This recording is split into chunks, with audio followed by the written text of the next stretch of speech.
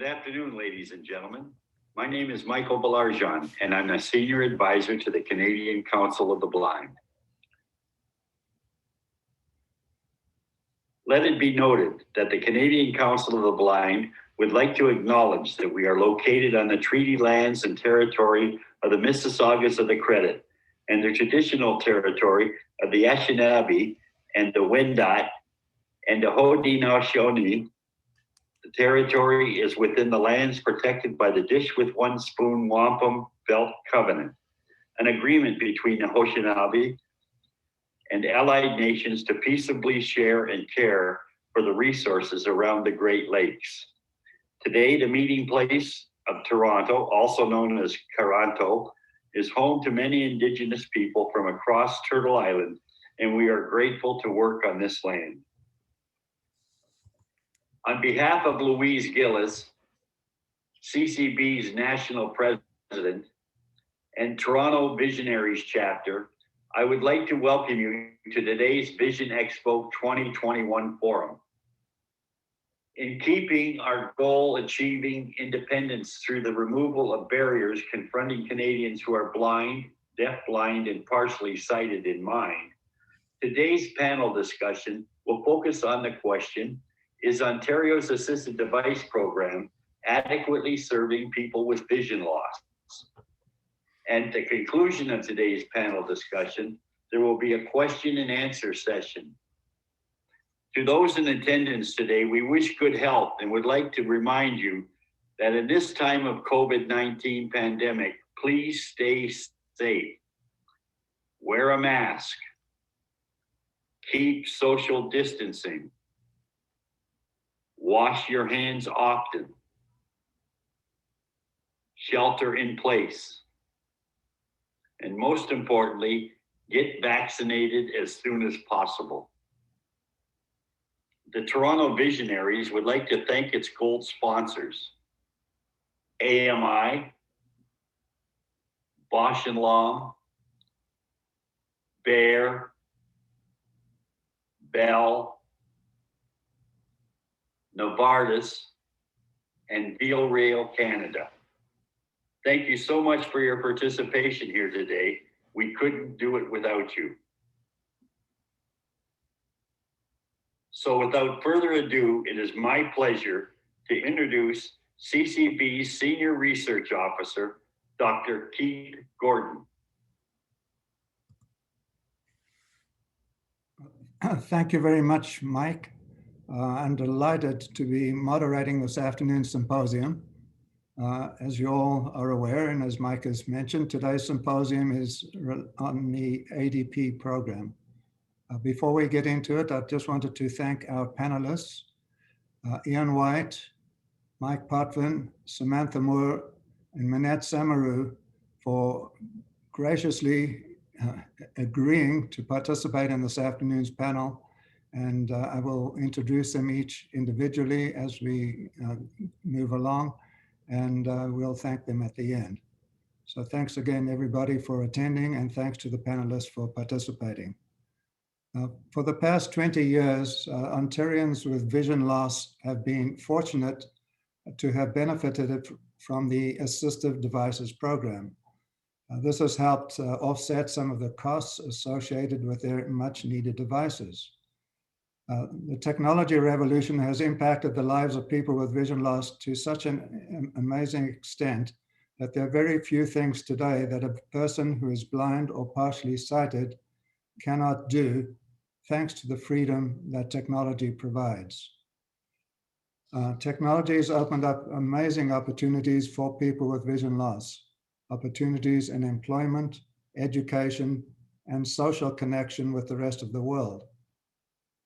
The CCB needs study, which we conducted in early 2019, showed that 68% of respondents were using a smartphone. That's more than 2/3 of people with vision loss are using a smartphone in their everyday activities, while 52% used a screen reader for a computer.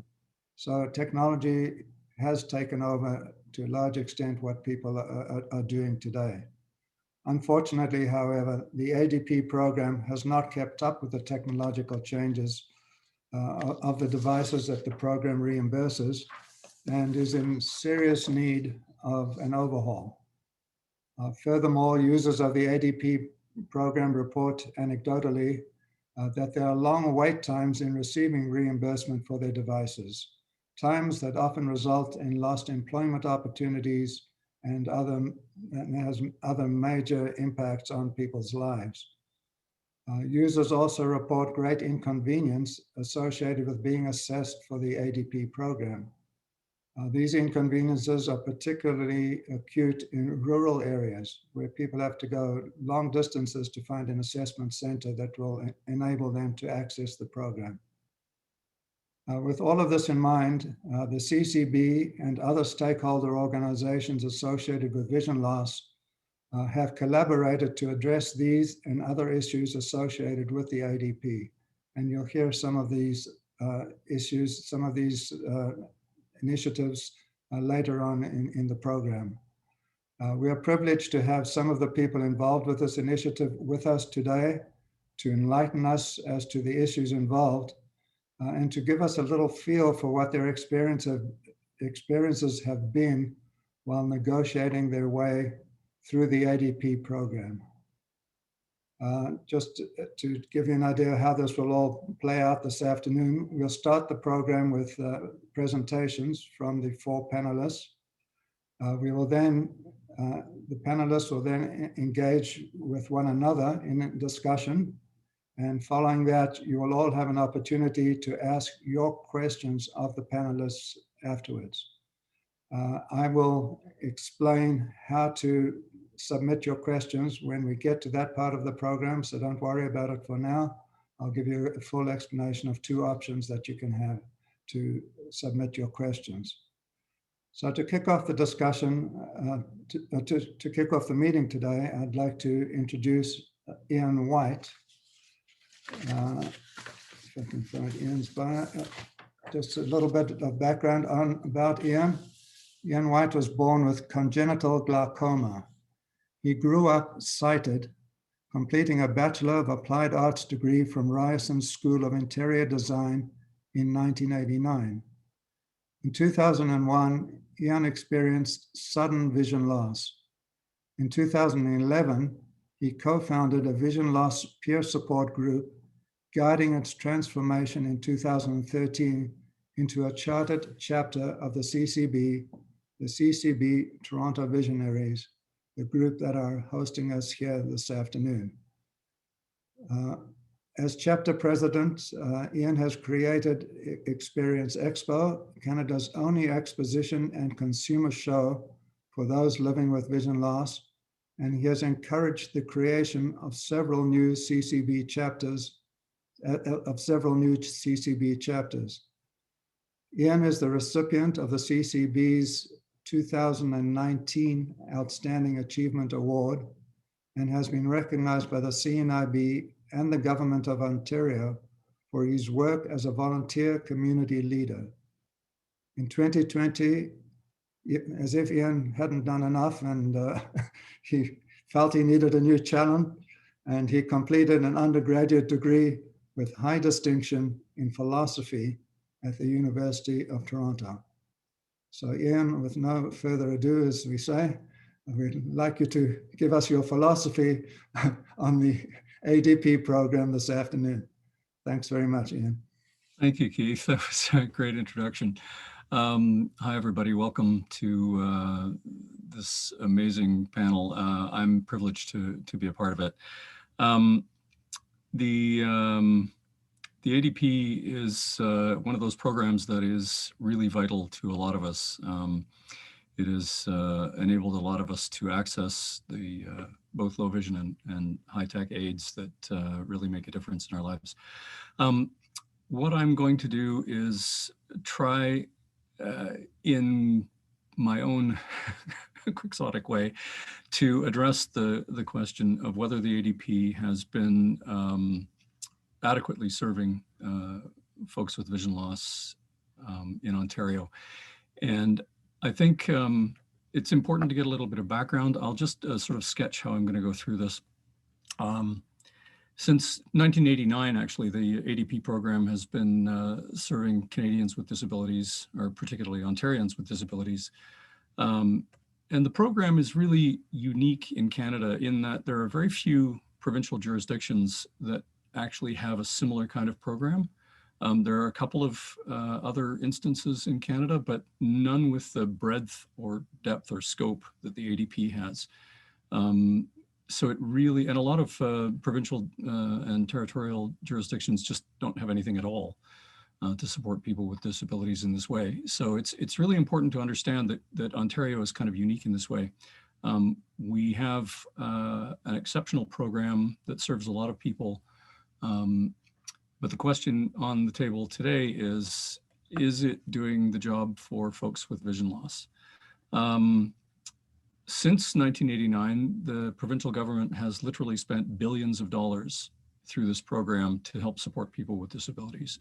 And I think it's really important to keep that perspective in mind. But while society and technologies have advanced in ways that nobody could have imagined in 1989, the ADP process really doesn't seem to have kept its finger on that pulse. There are a number of things that have changed over that 30-year period. And I think it's really important to look at those changes and see what kinds of shifts have occurred. One of the problems that's been identified, and a lot of you have discussed this with me and others, is the fact that the list of funded equipment under the ADP program is not really current with today's technologies. It's been identified that there have been a number of items on the funding list that are no longer manufactured or are just no longer relevant. In many cases, the list is limited to a single instance of a device when the market now offers choice. In some cases, 10 or a dozen different options, only one of which is actually funded. So there are a number of things about the actual equipment list that are wanting to be updated. And the last major revision to that, I think, was about 20 years ago. I think I read in one of the Converge 3 reports that it was about 20 years ago that the last major overhaul of the list happened. And there have been some minor tweaks since then, but it really hasn't had a good hard look in a long time. And I think that there's actually a larger problem there. It has to do with an underlying philosophy that determines what kinds of devices are actually on the table as potentially funded. And I think we need to look carefully at the disconnect between modern society as it's evolved and the kinds of approaches to funding devices that the ADP is still working under. So what I want to really talk about is this idea that right now the ADP program, particularly the vision aids category of the program, which serves people with vision loss, is hugely underutilized. There seems to be a whole bunch of people who either don't know about the program or aren't accessing it for some reason. And I'm going to sort of try to talk a little bit to that as well. So what I'm going to do is I'm going to take a bunch of different statistics from a lot of different sources, quotes from here and there, and just sort of put them all into a big mixing bowl and mix them up and see what we get. That's sort of my general approach to philosophy. I tend to be a synthesist. So I gather things from here and there and see how they all fit together. So that's sort of the approach I'm going to take. I'm going to look at some recent research studies and some quotes from the news and things like that. We'll be looking at some current trends in society and in technology. We'll be looking at changes in the approach to technology that is part of sort of mainstream thinking at this point. We'll look at some numbers, who is affected, the costs of vision loss in Ontario and what that's projected to look like in 10 years' time. And we'll look at the ongoing need for support for people with vision loss through the ADP process. So I'd like to get started with looking at some of the current trends in society and technology. And I think one of the things to really keep in mind is that change is constant. You know, it's something to, it's almost a truism that people talk about, this idea that change is all around us. We are constantly being asked to adapt to new situations, new social norms, new technologies as they come out, new approaches, new philosophies, and things are constantly changing. That is just a fact of human life. Life looks very, very different now than it did in 1989. We have better hairstyles for one. But more than that, I think the role that technology has had in impacting our day-to-day lives is just massive. And I think government is starting to realize that.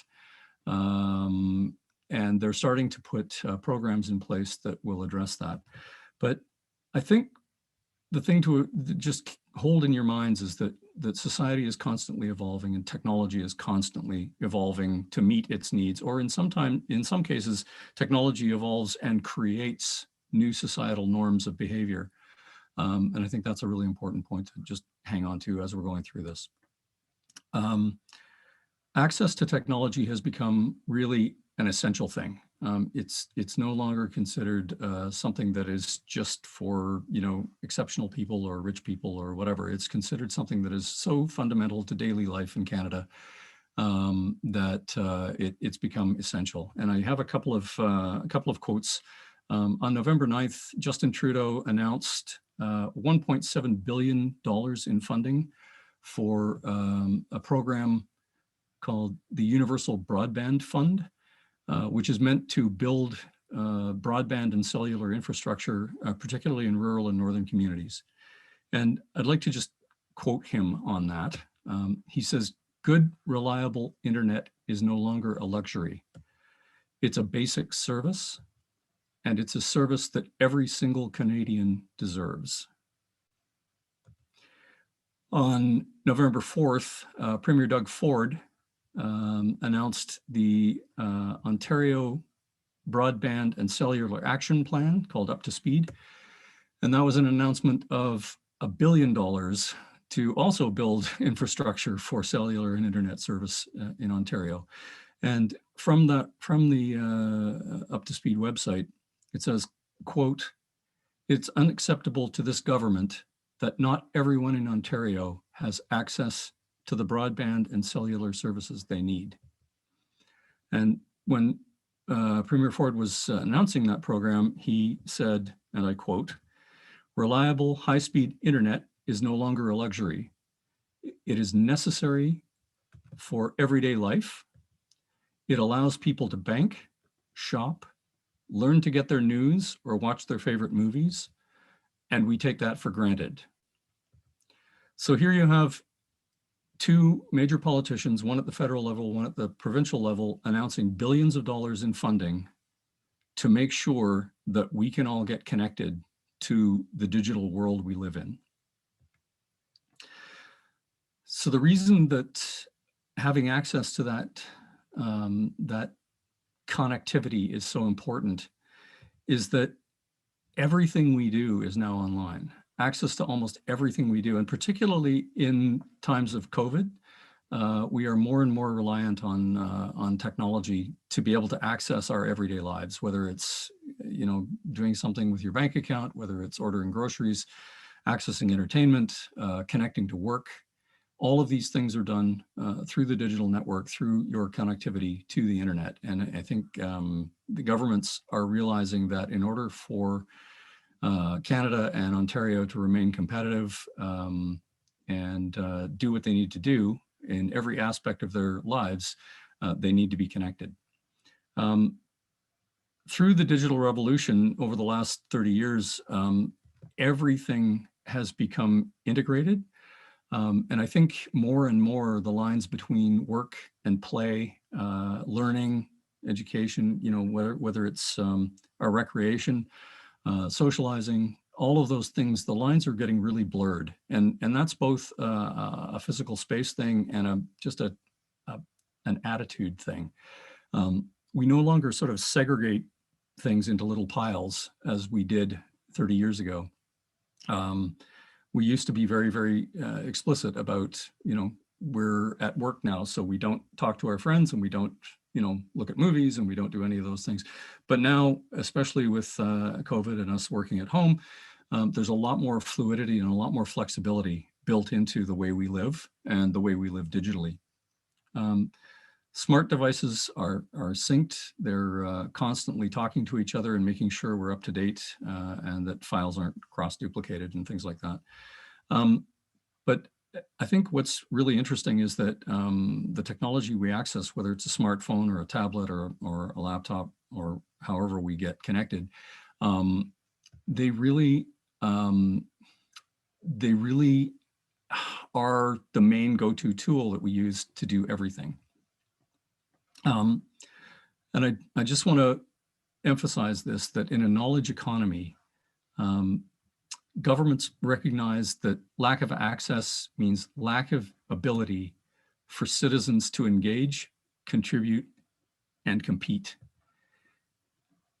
And your ability to access the digital world really affects the economy, the education system, how you learn, and it even affects political involvement.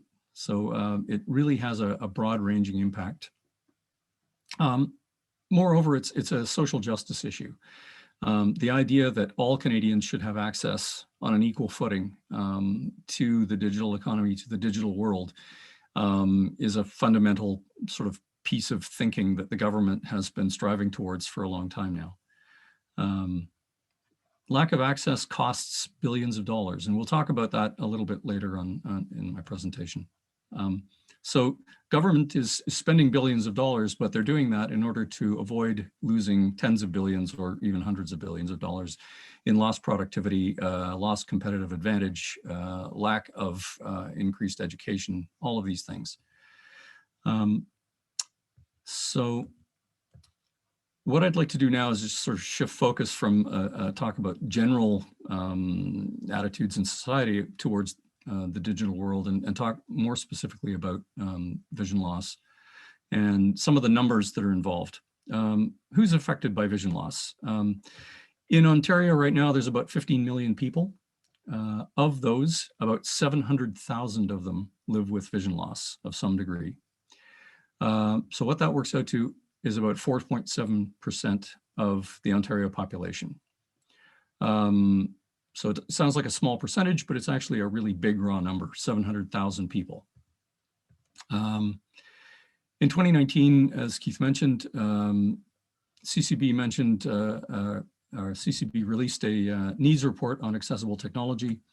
That report predicted that by 2031, the numbers would pretty much double. So we would go from 700,000 people to about 1.4 million people in Ontario within the next 10 years.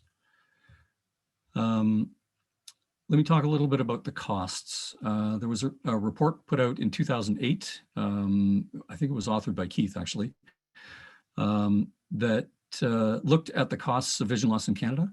And that report identified that in 2007, the cost to the Canadian economy for in all ways regarding people with vision loss was about $15.8 billion. What that works out to is about $19,000, a little over $19,000 per person affected. If you multiply that $19,000 by 1.4 million people in 2031, you end up with about $26.6 billion in losses to the economy sometime between now and 10 years from now. And that's an annual number. So that's a huge, huge cost to the Canadian society and to Ontario for those living with vision loss. How do we minimize those costs? Well, the best method obviously is prevention. If we have better treatments, better diagnosis, earlier diagnosis, we circumvent a lot of the potential vision loss that's out there. But as important to that is just better access to the tools that will get people back on their feet and get them back into a productive role in society faster. And really the major interface between people with vision loss and the digital world right now is through assistive tech. The good news is that assistive tech is getting much, much better. If you think about where we were 30 years ago with assistive tech, there were very few options, and most of them were not digital. I think that through the evolving of new technologies, particularly cell phone, smartphone technologies over the last 20 or so years, you've seen a massive shift in the ability of people to connect. And what's really interesting about this is that it's not that the increase in access for people with vision loss has not been about getting more devices. Actually, the number of devices that each person uses has been decreasing. What we find is that more and more people with vision loss are relying on a single or one or two devices to do what they need to do, to get the access that they need. They're leaning towards single devices that are multifunctional. And that's a really important new twist on the thinking that goes into access. I'll talk a little bit about that later. That movement signals a real sort of quantum shift in how we approach access with respect to technology. And I'll develop on that a little bit.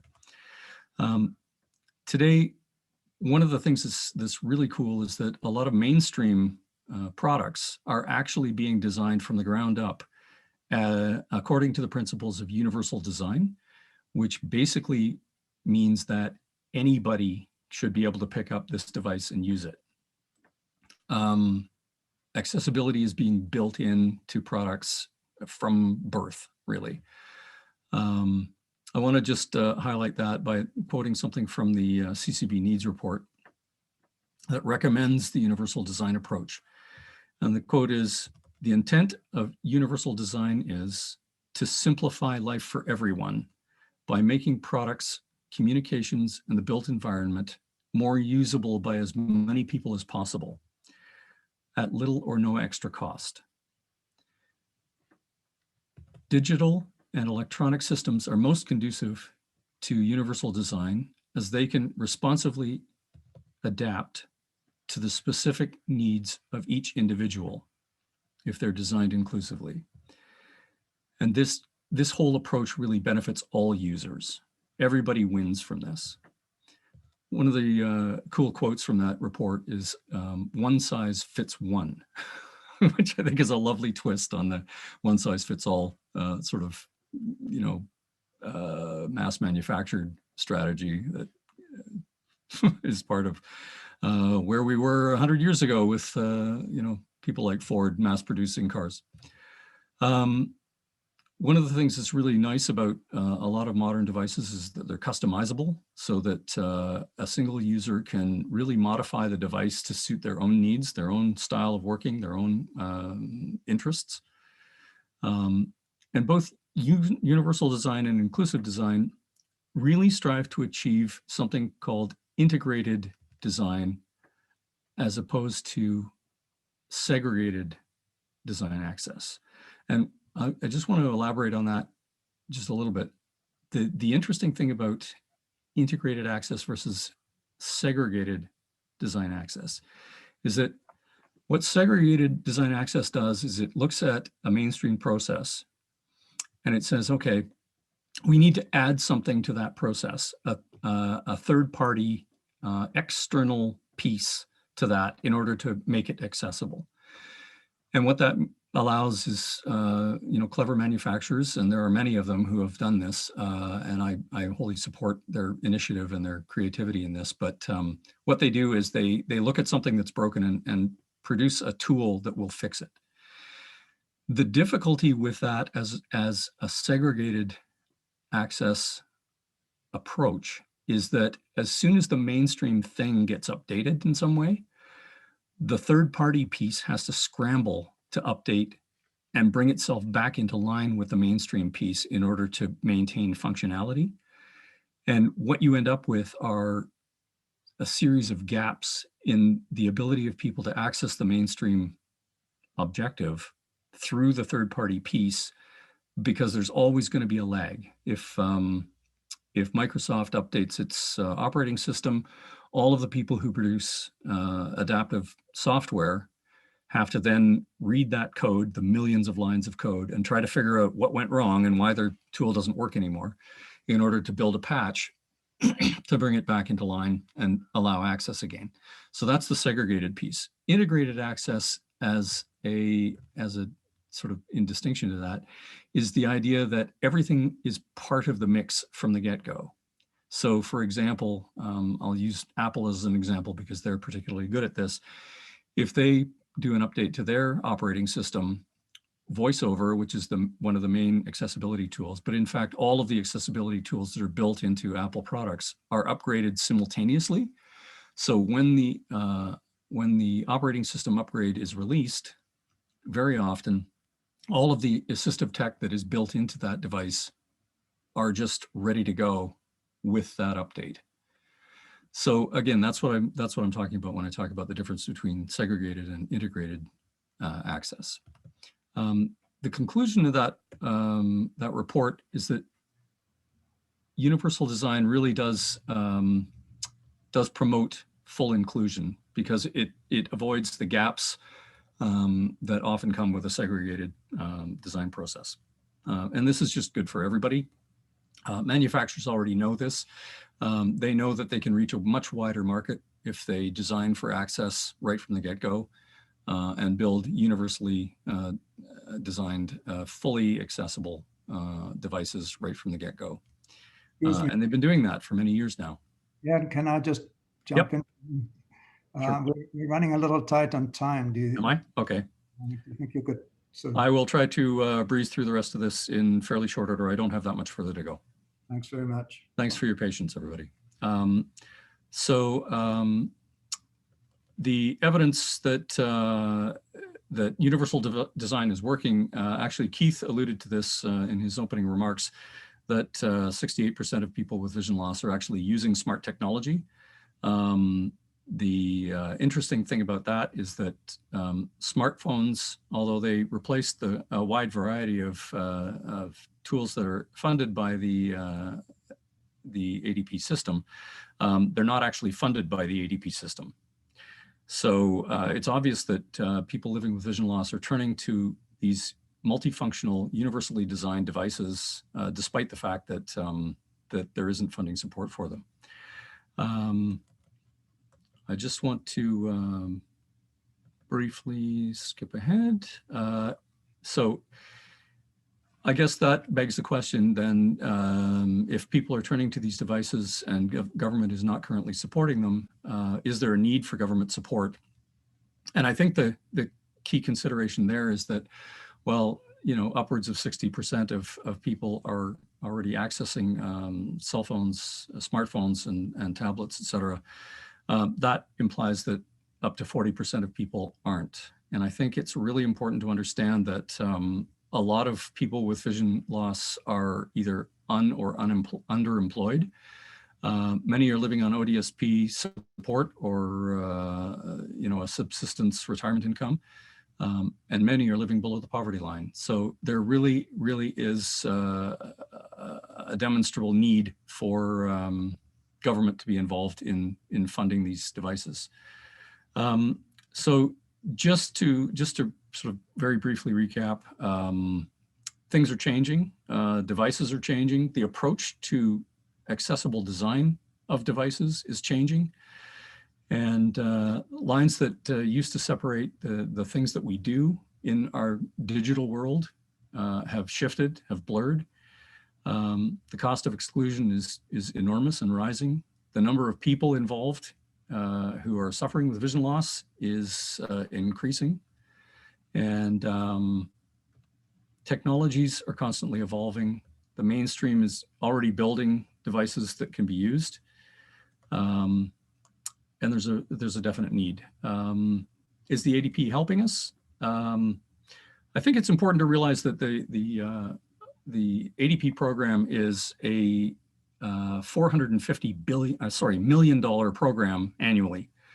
And that it is definitely helping a lot of Ontarians with a lot of different kinds of accessibility and disability issues. The ADP process covers everything from prosthetics to hearing aids to insulin pumps and wheelchairs. So is it helping? Absolutely it is. But the question is it helping people with vision loss? And the answer to that is not as much as we would hope. Of the $450 million in allocations every year, only 10 million of it goes to the vision aids category. There are only about 7,000 people who access the program annually, which, if you remember one of my first statistics, the 700,000 people who live in Ontario with vision loss right now, that's about 1% of the number of people who are potentially eligible to access the system. So that's just a devastating figure. The fact that this great program exists to help support people with vision loss and only 1% of the people who are eligible are actually engaged in it from year to year. Why is this so low? So one answer is that the ADP process isn't actually supporting the kinds of devices that we actually need and use. So from Converge 3 report, there was a couple of stipulations where the ADP will not cover funding for a device. One of them is that if it's a mainstream device, they won't fund it. And the other is that if it's specifically for work or recreation or education, they won't fund it. And of course, in today's society, things are blurred. We're not using devices for just one thing anymore. So the whole approach to not funding something if it's based on work or recreation or education versus our personal lives is a sort of segregated model of thinking around access. And I think that's one of the reasons I was hammering away at that point about integrated versus segregated design access, is that the fundamental principles guiding the decisions about what kinds of devices the ADP can actually fund is still working with an older model of design access. So in summary, I'd just like to say that, in general, the ADP, I think, is a great idea. It has obviously done a huge amount to offset the costs of helping people with disabilities overcome those disabilities and get back into a position where they are meaningfully contributing to Ontario society and participating in the kinds of rich experiences that Ontarians are very proud to say they have access to. But I think that overall, the ADP process needs to upgrade its thinking around how it acts, how it approves funding for devices based on an integrated model. And I think it needs to really address many of the many problems that lead to this staggeringly low uptake, only some of which I've touched on here. So at this point, I'd like to just thank you all for your attention. That was a long and rambling philosophical argument, but hopefully it gave you some things to chew on. And thanks very much. Well, thank you very much, Mr. Philosopher King. Thanks. Yeah, you talked at some length about employment and why people aren't accessing the program. And I'd like to pass that on to Mike Potvin, who's going to talk about those issues, as well as his experience in accessing the program himself. Okay, Mike Potvin has worked with the CCB both in a full-time and part-time capacity since 2004. If you haven't met Mike, I'm sure you know him because he is editor of the Visions newsletter, which you get on a regular basis. And he's also editor of White Cane magazine. Mike works at Health Canada, so he's not a full-time editor, but we have the ability to access him to do these wonderful things. Mike works at Health Canada as a senior human resources assistant and he has a degree in sociology from Carleton University. Thank you very much for being here, Mike, and please go ahead. Thanks very much, Keith, and good afternoon, everyone. You can hear me okay? Perfect, I can assume that's a yes. So yes, I grew up sighted. So I lost my vision when I was 25 years old, suddenly over 3 months, which is about 20 years ago now. So I've been using the ADP program for the last 20 years on and off. So I do have quite a bit of experience with it. Like Ian said, I think we're very fortunate to have the program, especially given that other provinces do not have access to such a program, but it could use an overhaul. So I'm going to speak a little bit about my personal experience with the ADP program this afternoon, as I went through the process about 1.5 years ago. So I'm just going to speak to that now. So back in March 2019, my dear laptop bit the dust, shall we say. So it was on its way out, and it finally died back in March of 2019. So I knew that from previous experience that I had to contact the CNIB to get my ADP process going, which I'll point out I do have a bit of an issue there right away off the bat, because I am contacting a charitable organization in order to access a government program. So I contacted them, and right away I was told that there'd be about a 2-month wait before I could get into to have my ADP assessment. So it seemed a pretty lengthy process to me. It was unfortunate to hear that. I was also told there'd be a $75 fee to access the assessment. And before I could even get my ADP assessment through CNIB, I required another intake assessment from CNIB. So I did push back on this because I told them that I'd been using the same technology. So I'm vision impaired, but I do. So I use both the screen magnification software as well as a screen reader. So I use JAWS and Zoom Text.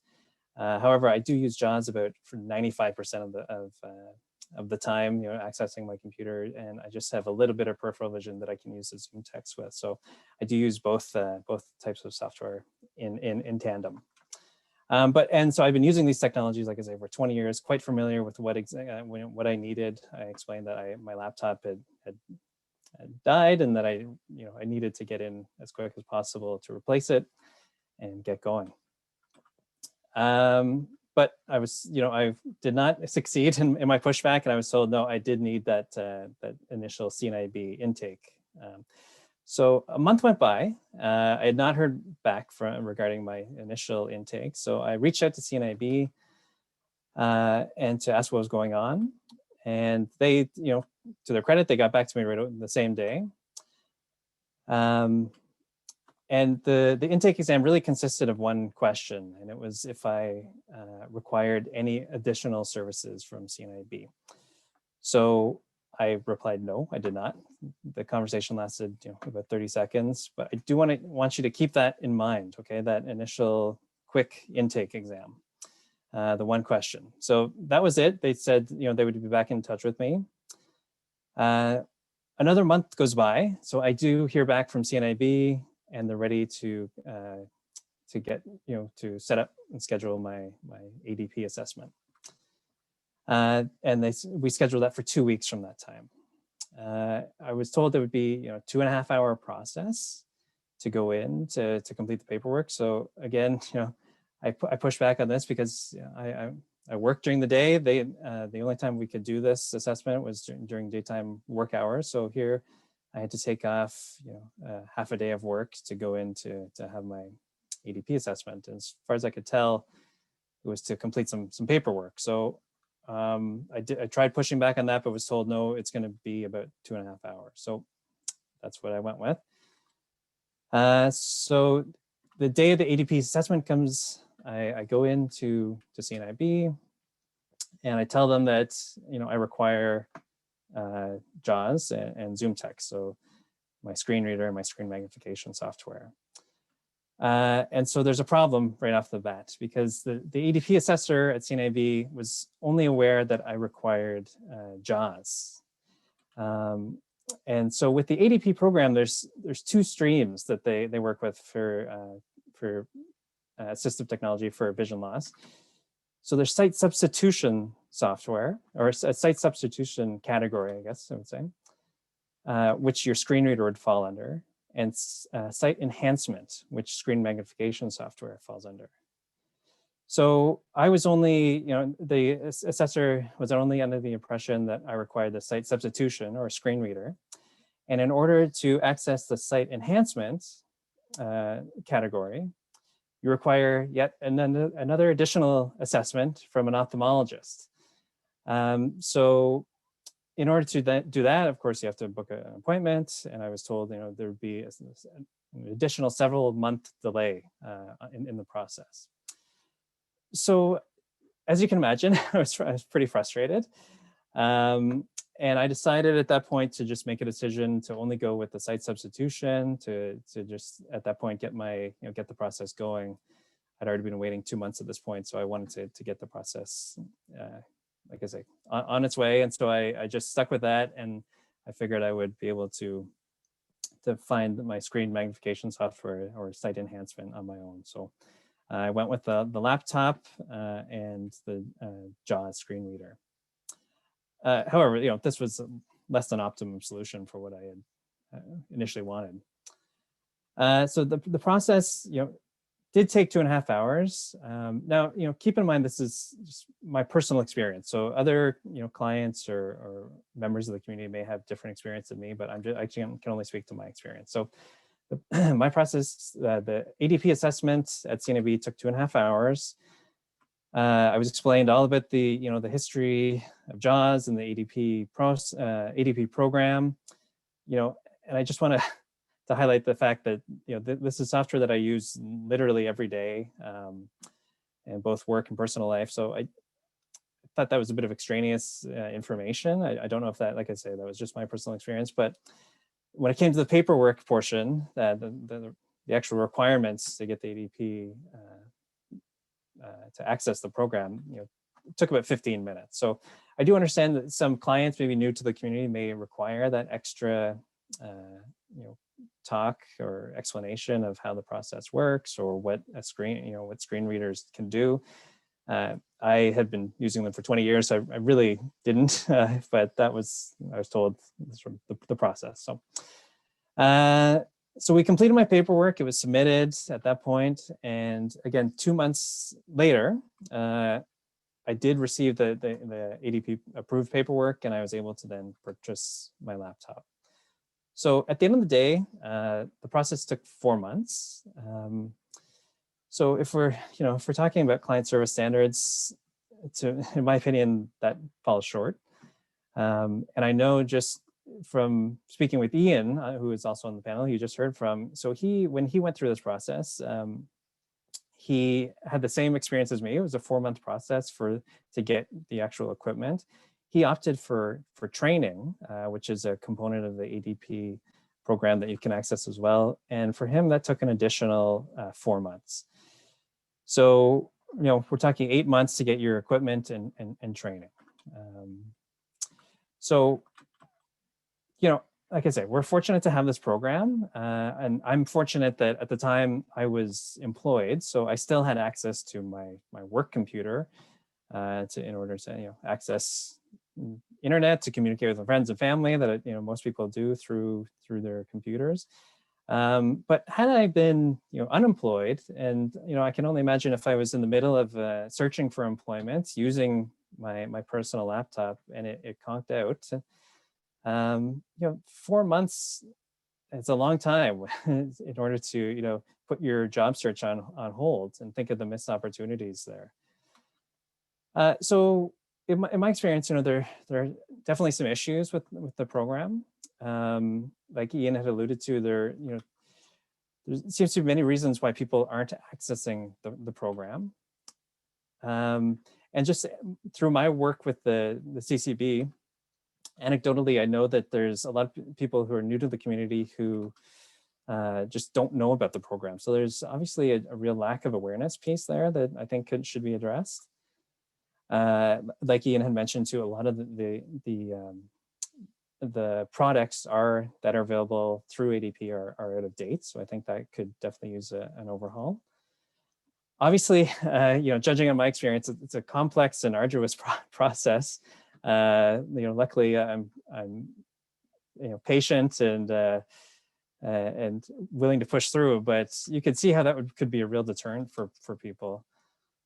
In order to get my laptop with JAWS and magnification, like I say, I would be going through 3 different assessments. The initial CNIB intake assessment, had I worked on the site enhancement section. I would have had to then gone to an ophthalmologist, get an assessment done there. I imagine some paperwork done, then finally go to the CNIB to get a ADP process or ADP assessment. So, for somebody who's working, that's at least a full day off of work just to go through the ADP process and fill out some paperwork.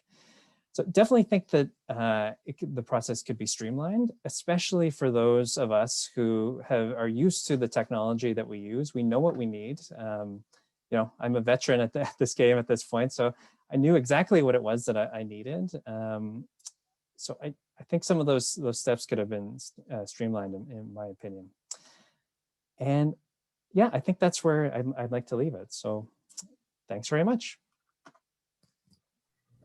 Okay, well, thank you very much, Mike, for telling us your travails of trying to negotiate the system and trying to get it to work in your favor. Not very successfully, though. I wouldn't say so, no. Thanks, Okay. Steve. Thanks.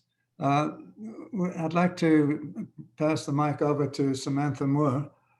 Samantha's going to give us the youth perspective. As you can see, the moderator of this program is not in the youth category. So we need to have a look at things from the youth perspective, and we'd like Samantha to give us some sort of a feel for why younger people really need the ADP program, why it helps them get connected with social media, and and to answer the question of whether younger people are or are not accessing the ADP program. To give you a little background on Samantha, she is the coordinator of public relations and youth programs at the CCB National Office. Previously, she worked as the coordinator of the research and mission programs at Fighting Blindness Canada, where she also co-chaired the National Young Leaders Program in 2019. Samantha continues to be involved with this program in a mentorship role. She is passionate about ensuring access to technology and public spaces for everyone, as well as authentic representation of people with disabilities in film and media. Samantha was diagnosed with congenital achromatopsia at the age of 4. She believes that with the proper technology and resources, blind, low vision, and deafblind youth can become extremely successful leaders. Thanks very much for helping us understand things from the youth perspective this afternoon, Samantha. You're welcome. Thank you for having me. Can you guys hear me okay? Yeah. Perfect. I'll get started. I'll be speaking a little bit just kind of about my experiences going through school and getting the few things that I was able to get covered by ADP, what that was like, kind of how things have changed, how technology changed. Because I looking back, I didn't really notice it at the time, but looking back, seeing the transition of technology within the time I was in school, I really experienced a big range of stuff, from having like an online forum, like later in high school and college and university, where, things were offered online and able to be done from home. And, back in the day, having a VHS player rolled in to watch movies on, and those awful overhead projectors, I don't even know what they're called, but the ones with the clear sheets, I know there's some people laughing at me and they're like, oh my God, it's called this. Why don't you know this? But yeah, so I'm here. I'm going to try and speak to that and the transition that I saw and where youth is now. So I remember the first time I had to advocate for myself as somebody with a disability, and it was in first grade. And I remember kind of asking my teacher, and we were trying to blow up some sheets at the photocopy machine. And I think we tried and tried and tried like forever. And eventually she handed me a piece of paper, a giant piece of paper. And I think the font had gone from a size 12 to maybe a size 14. And I remember my first thought being, this school thing is going to be tough for me. That was my 6-year-old perspective on that. And that same cycle pretty much repeated itself every day for the rest of my childhood and teenage education. I think in second grade was when I got my first item covered by ADP, which I believe was a monocular. It was really handy. Second grade was kind of when you were starting to copy notes off of the board. You weren't doing as many crafts or hands-on things. You're sort of moving from kinesthetic learning to audio and visual learning. And that was sort of when I noticed that I needed different tools. The next thing was a CCTV. I had one of those, I think, in 4th grade. That was the next thing that I had covered. And then I believe a pair of glasses, because I'm photophobic. So that was something that I was able to get covered. But what's weird is as a kid, you're not really the one dealing with the paperwork, and you don't think of it in the way that you do as an adult. Like Michael mentioned, taking off a day from work to go and get that assessment. Doing that as a kid, you're like, haha, I'm missing school. And it's almost a little bit more exciting. It's viewed differently as a child than you are as an adult, especially when maybe you're struggling with employment, which a lot of people do in the vision loss community. It means something different to take off a day of work. So yeah, looking at that from an adult perspective is very, very different. And I actually remember when I went for my ADP assessment, I think a little later on, closer to when iPads had first come out. And I remember them saying, oh, the government doesn't cover that. And I asked why, because you could have so many tools covered in one thing. And he's, as opposed to having 20 different things that you lug around with you.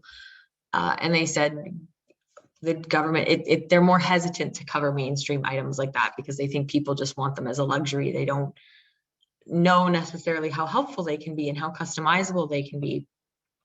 So that was kind of a hint for me that that type of technology wouldn't be covered for a while, or maybe at least through my educational career at that point in time. But I do remember what I kind of really wanted to talk about was the first time I saw an iPhone with the touch screen. I think I was in grade 9. And a friend of mine had one, and I was like, oh, this is so cool. I've never seen one in person before. Can I check it out? And at first I was kind of scared. I was like, this is after I got over the shine and the new thing kind of mode. I was like, the font is small. This is just more detail. It's less tactile. I kind of freaked out. I felt left out, and like I didn't know where technology was going. I remember being a little bit afraid of where it was going, and like I wasn't going to be a part of it, and how was I going to get a job and do certain things in the future if I wasn't included. And things like ADP weren't covering that type of like how was it all going to work? And then I went to a weekend workshop at W. Ross, and I got to see all of the things that Apple products could offer, how customizable it could be. You could enlarge the font, you could invert the colors, you could use voiceover if you needed large amounts of text read to you on the screen, or you could turn it on and off. Just that in itself, the fact that you can choose when to use those features is life-changing. And then I remember being excited. I remember thinking, oh, there is a place in the future for me with technology. It'll, you know, things will progress well. But with ADP, unfortunately, by the time I got to post-secondary, I don't know if the rules are the same still, but I guess I had gotten so many items covered within a certain amount of time, and I wasn't actually eligible when I went to school, which was frustrating because when I went to post-secondary, I felt like that was maybe if there were a time where I needed to be covered for technology, that was it.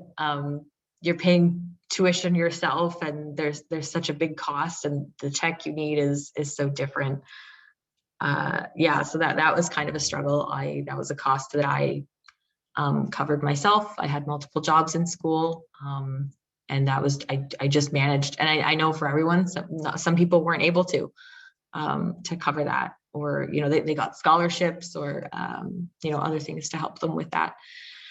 One thing I remember being really interesting when we were sort of transitioning to the iPhone, there was the iPhone BlackBerry debate, which is so funny because that's not even a debate anymore, at least to my knowledge.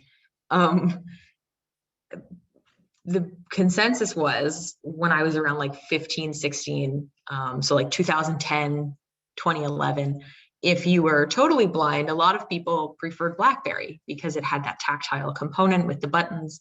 But if you were low vision, you would want to go with an iPhone because you had the whole screen, you could enlarge the font. It was a little more friendly, and you still enjoyed some of the visuals that you got from having an iPhone, which now is so funny because that's just not the case. iPhone is so great for a totally blind user with voiceover. There's a lot of really, really great options. But speaking to why I think stuff isn't covered is just, as a young person, like you don't hear about ADP. Nobody, like I know about it because I've been in the community my whole life. I was diagnosed very young and I was born with my condition. But if you're somebody who's newer, unless it's through like CNIB or an organization, it's hard to know about those items and to know what you need. I find there just isn't as much communication. No one's reaching out to you. You kind of have to do all of that work yourself, at least from what I've heard. And when you're going through vision loss and your vision is deteriorating, that may not be at the forefront of your mind because you're dealing with so many other challenges. You're getting O&M for the first time, and you just may not be, your head isn't in that place. It really, you hear it from other people. You know, you hear it from your peers. You hear it from social groups and people you connect with. You don't hear it from the government, unfortunately. And that's just my experience. And what I have noticed in the community is that you always hear it from peers. A lot of the supports and stuff out there, you hear from other people. It's not from the government itself, which is unfortunate. But yeah, that was kind of my experience with it growing up. And there's so much you can do with a tablet now. Like I used to think independence was doing everything on my own. And I've realized in later years, and how I feel now, is that it's having the choice of what you do on your own. Because and having choice of the devices that you use. There's not just one talking watch anymore. You know, you can use your phone. You can get a Bradley, like a fancy watch that's more tactile. You could get an Apple Watch. You could have a digital, like there's so many options that are accessible now. It really makes a difference in people's lives. So yeah, that's all I got. I'll be happy to answer questions after. Okay, well, thank you so much, Samantha. That was great. I have a question, but I'll ask you later. Sounds good. Okay, I'd like to move along finally to Manette Samaru. Manette is going to talk to us about what the AEBC, the Alliance for the Equality of Blind Canadians, is doing in this arena in trying to make things better for the ADP program. Manette is president of the Alliance for Equality of Blind Canadians, Toronto chapter. As the president of AEBC Toronto chapter, Manette is actively advocating for social change for people with disabilities. One of the areas she focuses on is equitable employment. In 2019, Manette led the development and execution of the Disability Advantage Program. Manette is also the National Vice President of AEBC and the project lead for the current COVID-19 relief project for people with disabilities. Thank you for being here this afternoon, Manette. Please, the floor is open to you. Thank you very much, Keith. Thank you very much. It's my pleasure to be here. And I want to thank my fellow panelists as well for setting the foundation for my presentation.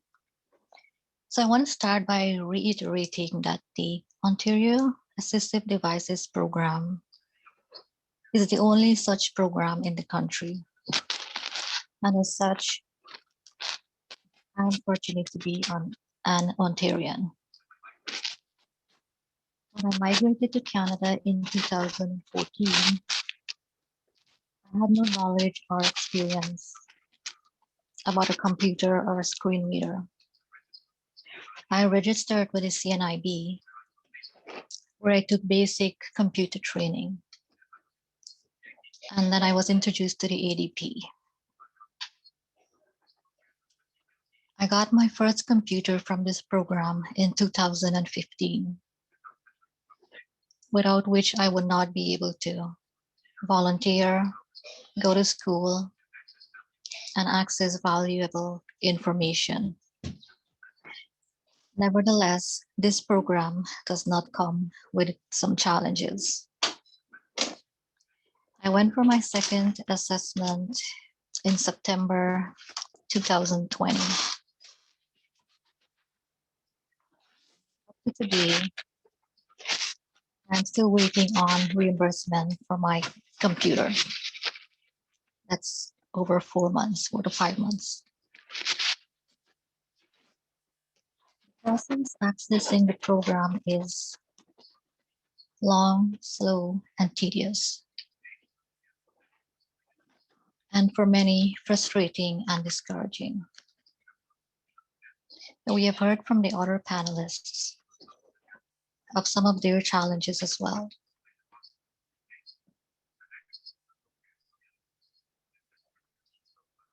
So what can we do about this?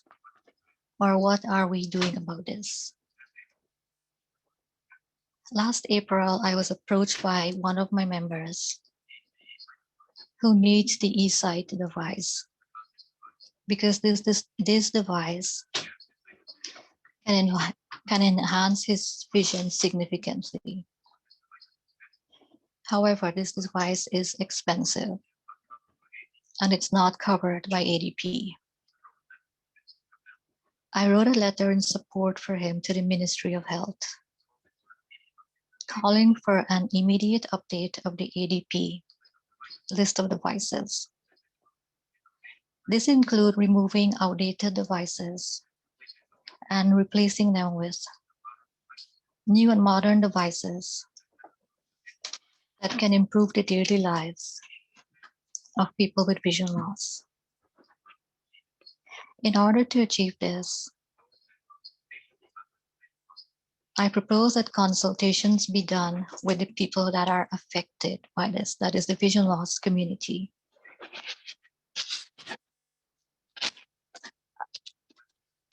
I received a response from the Ministry of Health in June 2020, which stated, I'll quote,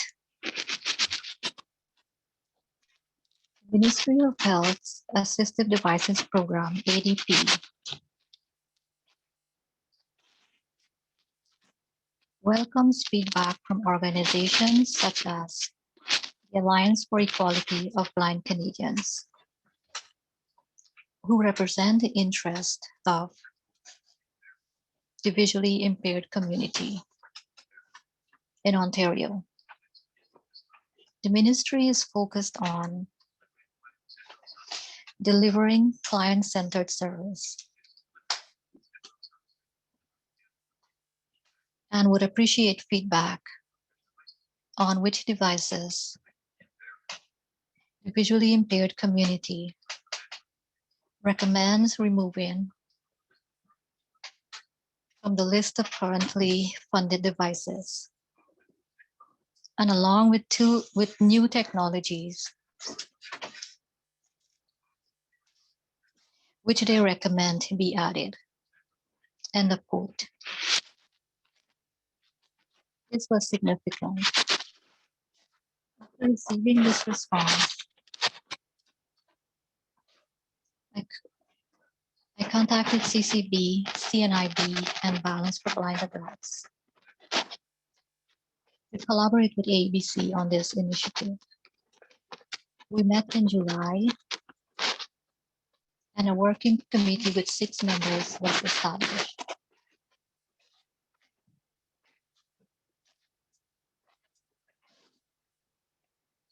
We decided that in order to get the information necessary,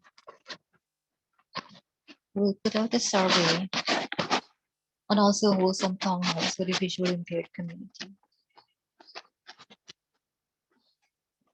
The CCB has since offered to fund the research part of this project. The working group collaborated with CCB's research team to develop and come up with a comprehensive survey. We were about to launch the survey last September. The second wave of COVID hit, and this significantly impeded our plan. Why does this matter? The CCB team was unable to meet the Ministry of Health officials, gather their support to distribute the survey to the ADP recipients.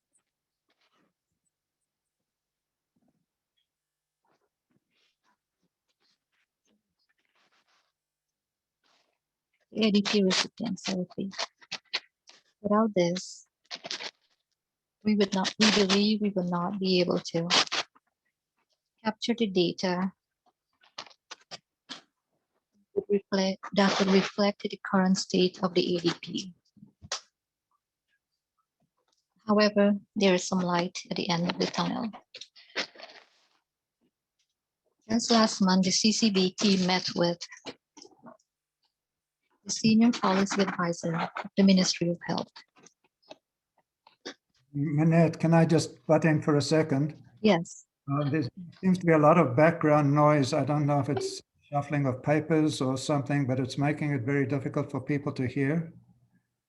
Is there something that you can possibly do so that we can hear your voice rather than the background? Okay, so I'm actually in my room and I don't know. Is it better now? Okay, carry on. I'm sorry. Sorry about that. No, it's okay, carry on.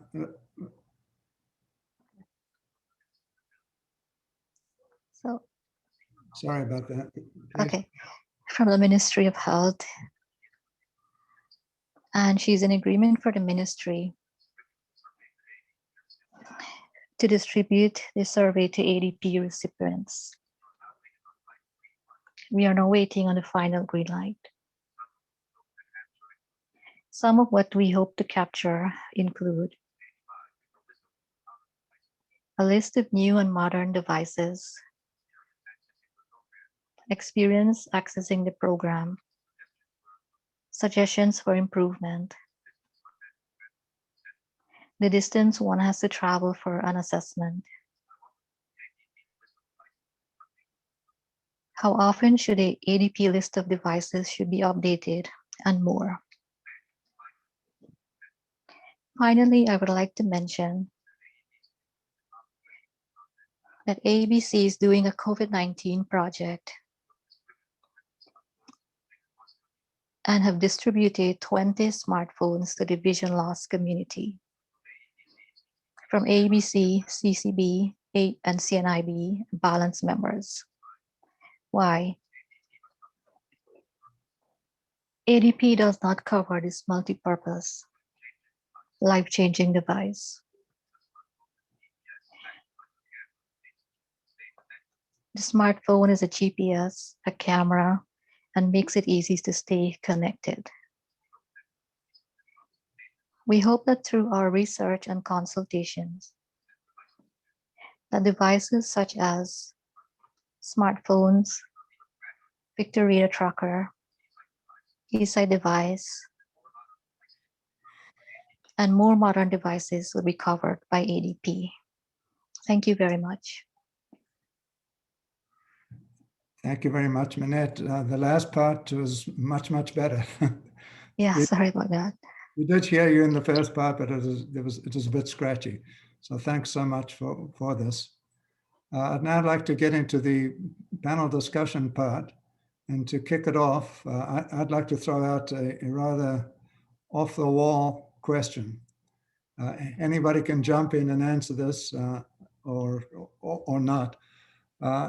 Okay, so we understand that an iPhone or an iPad or a laptop or all three are life-changing for people with vision loss. We also understand how difficult it is to run this program. It takes forever to get through the process. There's a whole bureaucracy behind it, all of which costs the government money. Why wouldn't the government just say, all right, anybody who qualifies based on an ophthalmic assessment, anybody who qualifies gets a free iPhone or a free iPad or a free laptop? Wouldn't that be a simpler program? What do you think of that? Mike, it's Ian. Sorry, Keith, it's Ian. One of the responses that that the ministry has made to that suggestion is that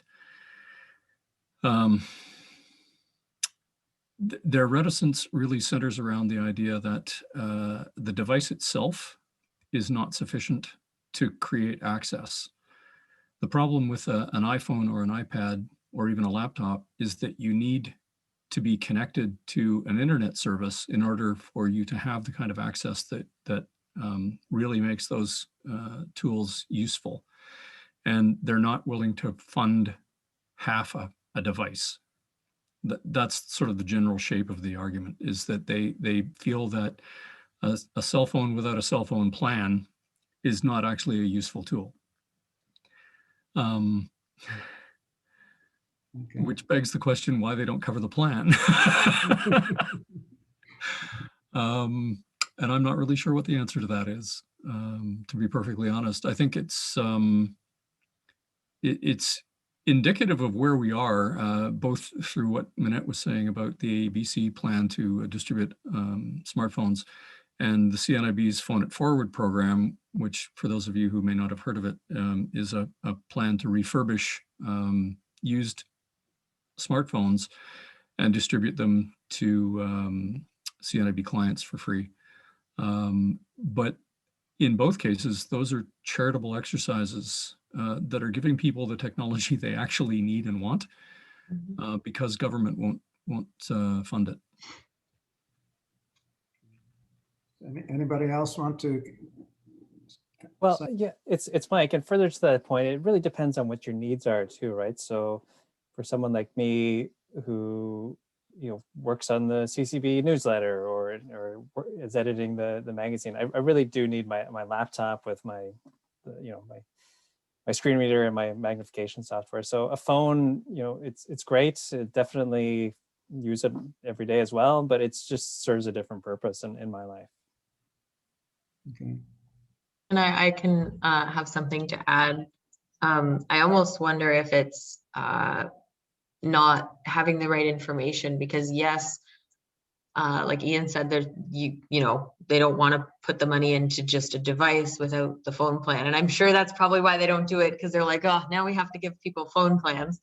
But a lot of those things you yes, maybe you need the Wi-Fi or the internet to work it, but you can download so much of that, and not necessarily have to have the Wi-Fi access going all the time. I know that's not totally the point, but like it's just not knowing all the different options for the devices, and like even covering a portion of it. Like, I don't know, is it harsh for me to say that that's kind of an excuse, because covering a portion of a device that could make such a difference in someone's life and not covering it at all is like, no one, asked for the phone plan, or no one asked to cover the whole device. I think it's just, can you help people kind of get sort of on the same level? I hope that's, not me being too ignorant of anything, but I don't know. What do people think of that? Minette, do you have anything to add to this? No. Okay. Okay. Does anybody have any questions of each other, of other panelists that you'd like to pop in? I have a question. Does anyone maybe know why there's that lack of communication?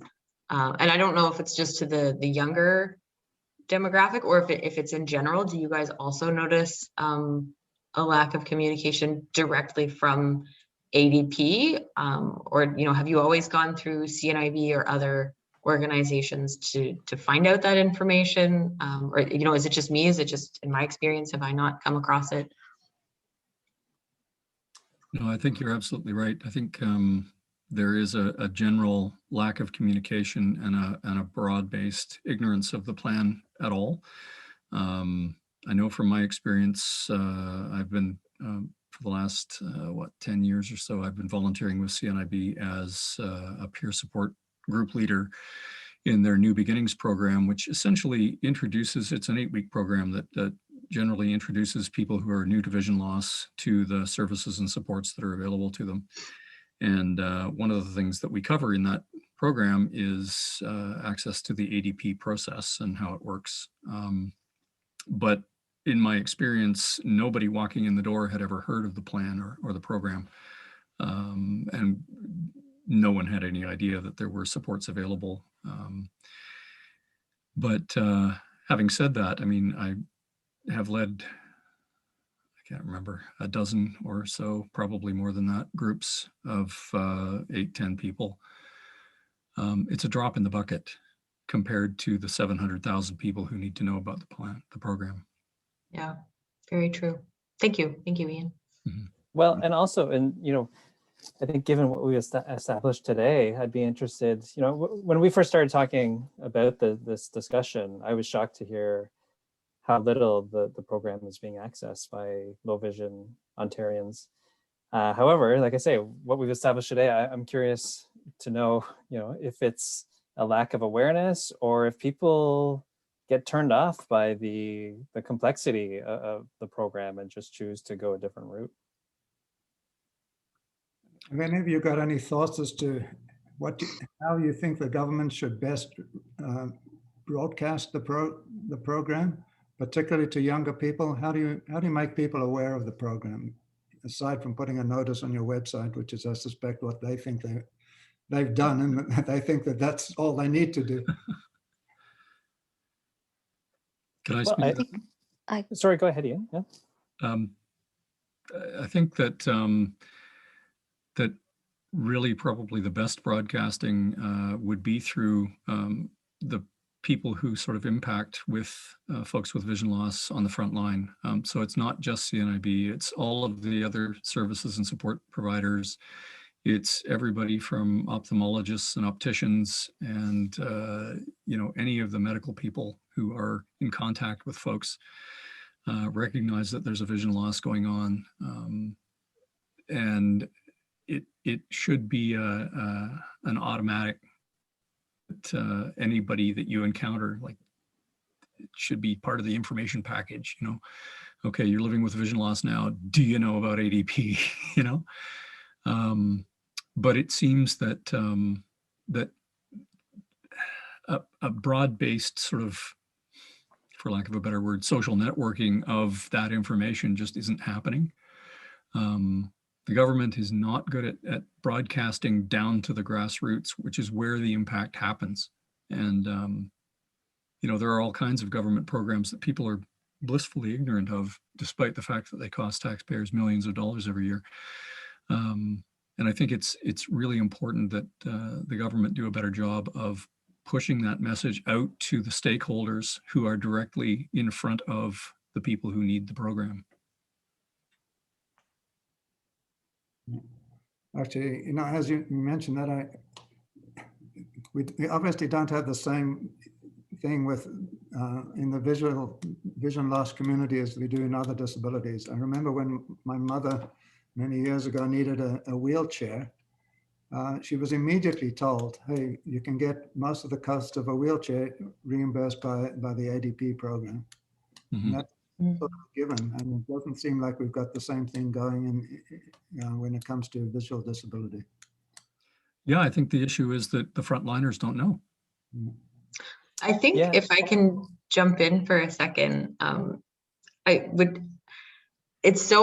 that's such a frustrating thing to me, because all that comes down to is stigma and what it actually means for the technology we need. Like, I just looked it up on Google, and the average price of a prosthetic leg is, I think, like $10,000 to $120,000. And I know wheelchairs can be quite expensive as well. So it's interesting that the things that people can see, the things that people can label, to them, they're like, oh yes, you need this. But the things that require people to maybe look and investigate and see, well, why does this help somebody, aren't covered. And I think that's really like a social change that we need to maybe make, or that, the people assessing us need to maybe look at a bit of a culture change. Just to put that cost for a prosthetic in perspective, if you divide the $10 million that was allocated to vision aids, the vision aids category of ADP, I think it was 2 years ago, and you divide that into the 7,000 people who accessed the program, the average cost per individual was $1,400. Wow. I think further to both your points too, I mean, I think it needs to be a two-pronged approach. Obviously, I think it's a great idea to leverage, the eye doctors, ophthalmologists, the frontline organizations who are seeing the people. But I think it's so key that the process needs to be streamlined, right? If we're telling people who are newly blind, let's say, there's this ADP assistive devices program. And I hope you're ready to wait, up to a year to get your assistive technology. It loses its oomph, in my opinion. Can I offer an example of what you're talking about, Mike? Absolutely. So I did some really rudimentary math, and this is not sort of meant to be a solid example, but it's indicative of one of the components of the ADP. If you go in for an assessment and you decide that your tool of choice is a laptop computer, the ADP will cover up to $1,250 towards the cost of that. If you need site replacement software, they will authorize you for a brand new license for JAWS, which is a screen reader software of choice.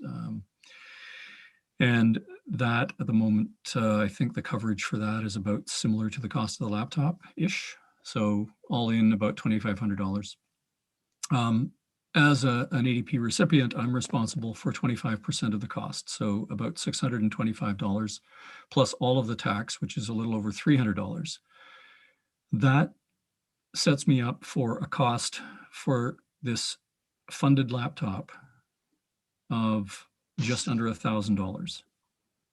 The process, as Mike and others have indicated, takes months, requires a great deal of paperwork and a lot of involvement of people. And at the end of the day, you end up with a laptop that's cost you about $1,000 and it's cost the taxpayers about $2,500. Conversely, I could take my $1,000, I could walk into Best Buy, buy a laptop computer. In 5 minutes, I can download a free version of NVDA, which is a comparable screen reader to JAWS, and I can have a working laptop in less than a day for the same amount of money that costs the taxpayer nothing. I think there's something wrong with the system. Now, having said that, I will acknowledge that there are all kinds of devices that are covered under the ADP process that don't fall into that category, that don't fall into that trap, that are absolutely necessary, that are specific and designed to overcome all kinds of disabilities that don't fall into that sort of consumer market box. It's just one example, but I think it is a telling example. I'm going to open up the floor to questions from the audience, but before I do, I got a couple of comments here that I think are quite interesting and worth reading out. Somebody's sent in a comment saying, I wear hearing aids and get ADP funding immediately without having to go for additional processes. So that's fascinating. The other one was Stephen Ritchie wanted everybody to know that CNIB is not the only place to receive an ADP assessment. OCAD University, University of Waterloo School of Optometry, and W. Ross MacDonald are also assessment centers. I don't think that was an implication of any of the panelists. The issue is still, even with the additional assessment centers, it's still very difficult to find and to get to an assessment center if you don't live in a major urban area. And if you do live in a major urban area, it's difficult to get an assessment in a reasonable time frame. So having said that, I'd like to open up questions to the audience, and here's how you can, there are two ways for you to ask your questions. The first one, you can type your question in the Q&A window. The button for this is on the bottom bar of your screen. And the second way, you can ask a question using your computer's mic by raising your hand. To raise or lower your hand on a PC, press Alt plus Y, and on a Mac, press Option plus Y. When it is your turn, we will call on you and open the channel to allow you to use audio. I don't know if you followed that second part. I'm a little slow on this. So let's say again, you can ask a question using your computer's mic by raising your hand. And to raise your hand or lower your hand on a PC, you use Alt, ALT, and press the Alt key and the Y key. And on a Mac, you press Option plus Y. And when it's your turn, we'll call on you and we'll open the channel so that you can use the audio yourself. Having said all of that, the questions are going to be asked for us by lovely Morgan Imeson, who's been so helpful in setting this whole event up today. Morgan, can you go ahead? Absolutely. I have a few questions. I notice a lot of people are raising their hand and typing in, but I have a couple that came in by email. So maybe we'll start there. So Anthony sent an email and he had some questions. So he said, how can the process to qualify for the ADP program be improved for our community during the pandemic? Even in ordinary times, the process is extremely difficult for us and the qualifying procedure is an ordeal. In addition to that, the vendor support is almost non-existent. So during the pandemic, how can members of the community get assistance in installing or troubleshooting software programs?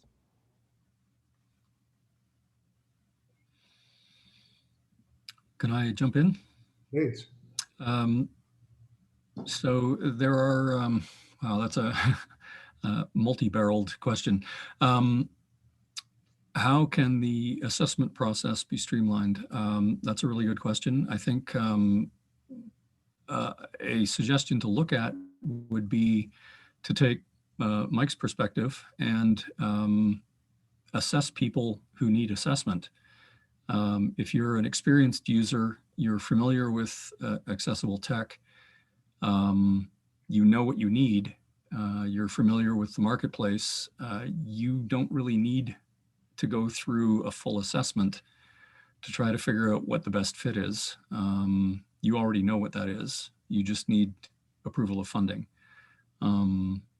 There are probably all kinds of administrative reasons why that can't work, but it sounds like a simple solution. I think in terms of accessing after purchase support, that brings up a whole other issue, which is the whole issue around training. The ADP process limits the amount of training, as I understand it, to I think it's 10 or 20 hours, I can't remember, Rich, of training for any device, any high-tech device. But one of the things that is true is that high-tech devices are constantly being upgraded, updated, and the learning curve for a lot of devices is long and complex. One of the things that has come up over the last little while is one of the programs that's available is the CCB's Get Together with Technology program, which is a national program of assistive tech users who get together regularly to talk about how to troubleshoot stuff and what their best options are, where they find challenges and how to overcome them. Just sharing information online about those kinds of issues. I know that CNIB and Balance for Blind Adults both provide assistive tech training for free for their clients. So there's a resource to go to. Other than that, I think it's a matter of connecting with your peers who use assistive tech and networking through them to find the resources they use to troubleshoot. I know that a lot of people use the accessible help desks, both at Microsoft and at Apple, to troubleshoot problems when they arise. So there are a number of resources out there, none of them government funded, many of them driven by charities. So it is what it is. I think your best bet is to get connected with other people who use this tech and have a pretty good handle on how to use it. I just quickly add to that too, you know, we're in 2021, let's start using electronic forms. Yeah. Yeah. I think I like to add to that. Process. Yeah, I like to add to that as well, because I know that the CNIB office is already doing electronic forms. My brother received his assessment via the telephone, and his forms was sent via email. So that's something that's already in process at the CNIB office. Oh, great. I'd just like to add a bit to that too, to put it in perspective. When our needs study in early 2019, 35% of respondents said that they had not had adequate training in the use of accessible devices, and 30% had no training at all. So if you add that together, almost 2/3 of people are in need of training. So it is a major issue. Morgan, could you go on with the next question, please? So we have next question is from Elizabeth. And Elizabeth said, we've spoken today about how critical these technologies are for independence and full participation. How can we work to inform those who create and inform ADP policies of the needed changes to the sorts of technology that are covered? I think the answer to that is what Minette was talking about in her presentation, that the vision loss community, major stakeholders are coming together to put together a survey that will be going out across the vision loss community in Ontario and out hopefully to everybody who's received ADP support in the last 5 years, to gather a really solid data set that will inform recommendations to the Ministry of Health on what the needs of the vision loss community are with respect to ADP. When that survey comes out, I can't emphasize enough how important it is to respond to it, to fill it out and add your voice to that data set, because the deeper and richer the data set that we get from that survey, the more punch the recommendations are going to have when we sit down with the ministry and discuss how to bring the ADP process into line with current needs.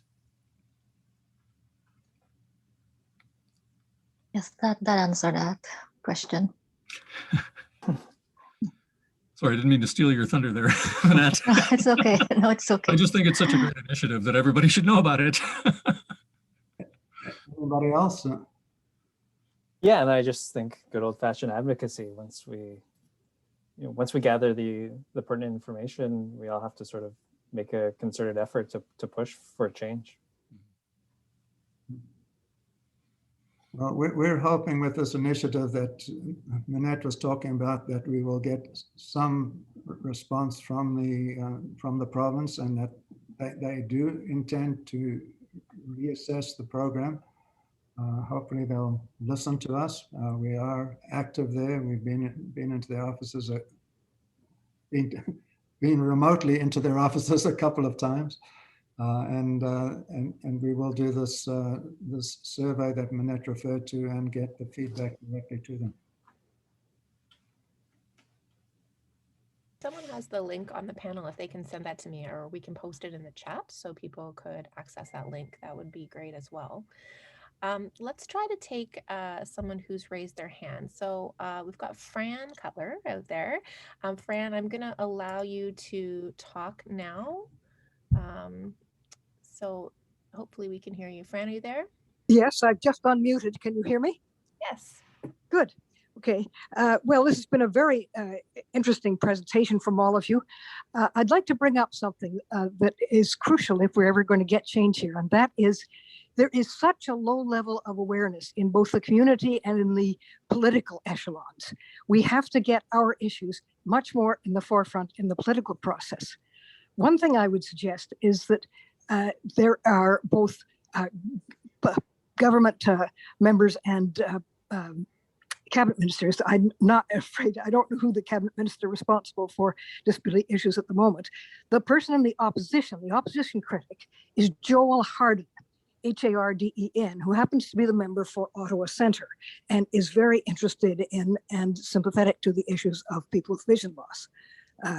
He'd hate me for this, but I would suggest that if you have issues to do with ADP, you send an email to Joel Harden. Just an example of getting action from his office.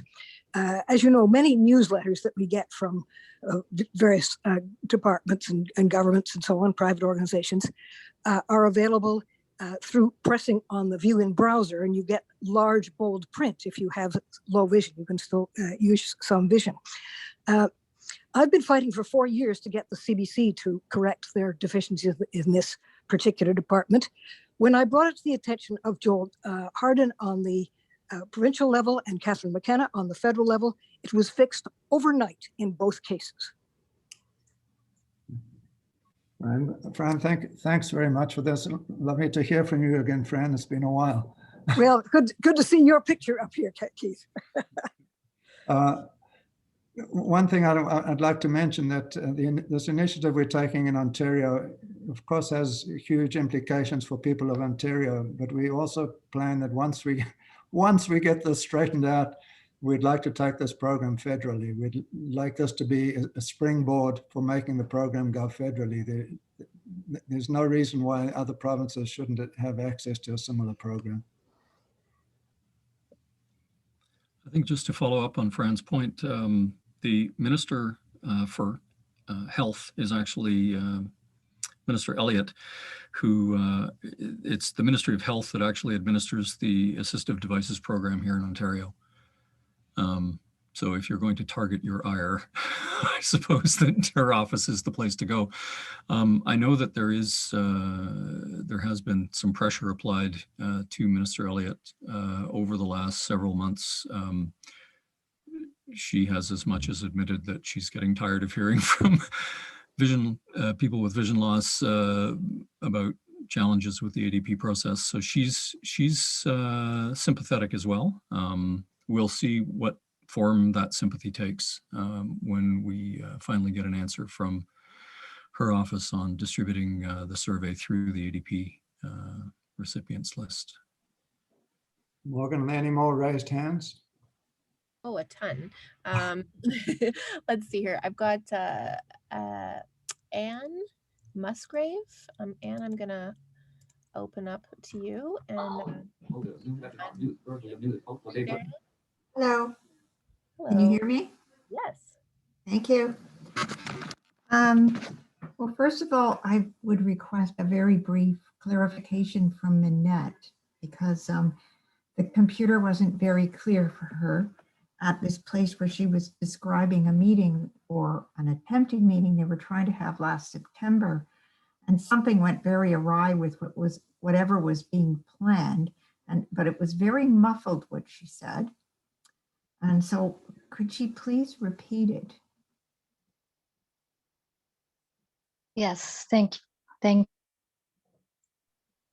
was our survey, the survey we're talking about. We were about to launch our survey last September when the second wave of COVID hit. And so we were not able, the CCB research team was not able to meet with the ministry to have them agree to distribute the survey to the ADP recipients. And we thought that without that data, we would not be able to capture the current the current state of the program. So we needed that.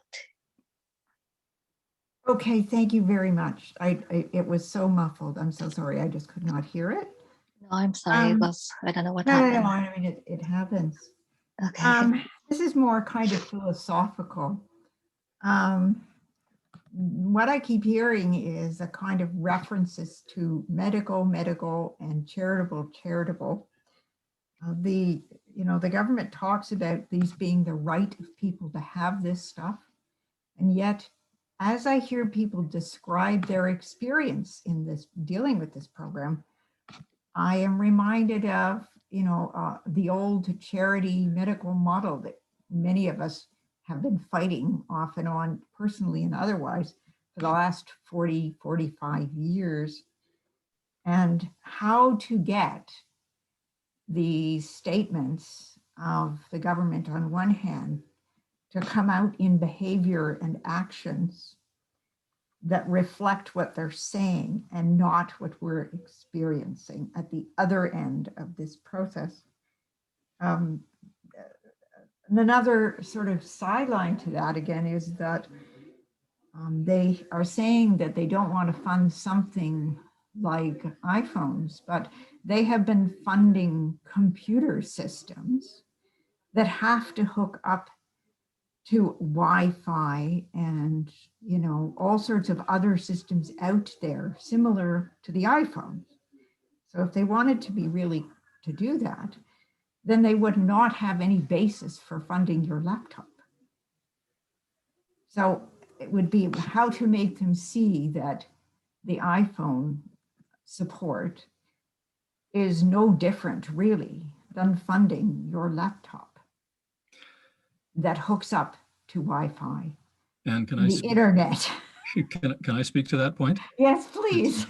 Hi, I think what we're dealing with here is a system that was designed and built before the internet was freely available as a household commodity. It was considered something of a luxury, a novelty at the, back in '89.